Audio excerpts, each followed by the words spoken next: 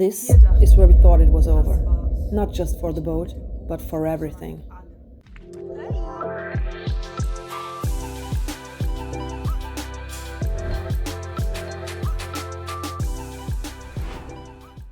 If you're new here, we are Rob and Cleo, two tattoo artists from Germany, and this is the story of how we blindly bought a sailboat at an auction in Ireland and almost lost everything. When we first met, we talked about leaving, not about careers, not about security. We talked about going away.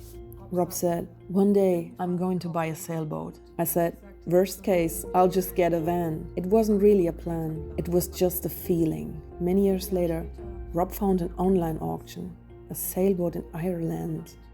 It was late at night and the auction only had few hours left.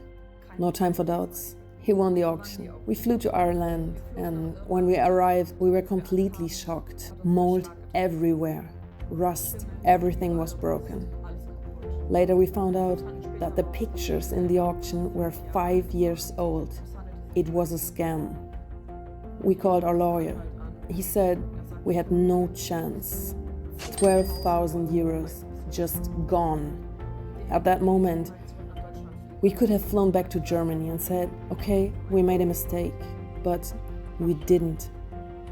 We told ourselves, okay, then we'll turn it into a refit project. We traveled there many times, but the marina started putting pressure on us. They wanted the boat gone. We were in Kerry, at the edge of Europe. There was nothing there. We couldn't haul the boat out to see what it looked like underneath. There was one person nearby who had a crane, but he kept canceling on us again and again. So we only had one option left: sail it back to Germany ourselves. Our first crossing failed pretty quickly.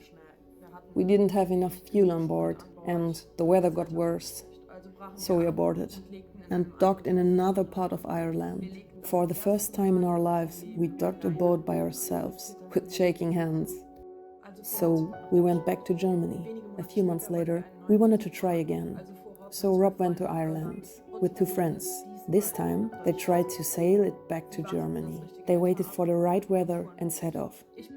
I stayed home and followed everything on AIS. I knew the route.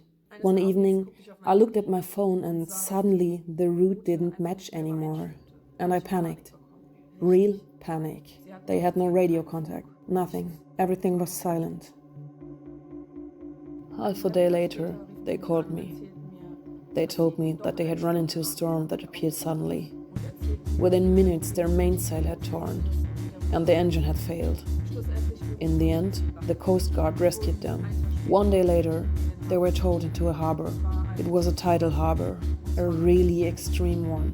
The guys had no experience with that, so they asked for help, but nobody came. The tide was coming in, and the boat kept leaning more and more toward the ground. One by one, the lines started snapping. From that moment on, no one could help anymore. They managed to organize a crane, and in the last minutes, the crane managed to lift the boat out. During that time, I drove from Germany to England, and with our luck, my engine broke down near London. I was completely exhausted. When I finally arrived, we made a decision together. We decided to let go of our dream. It just wasn't possible anymore. The repairs would have been impossible so far away from home. So we sold the boat. And luck was finally on our side.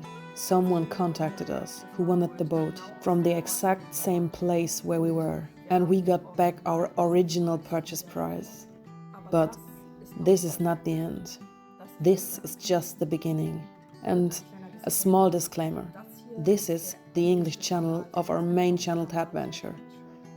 In the next video, you'll see what happened next.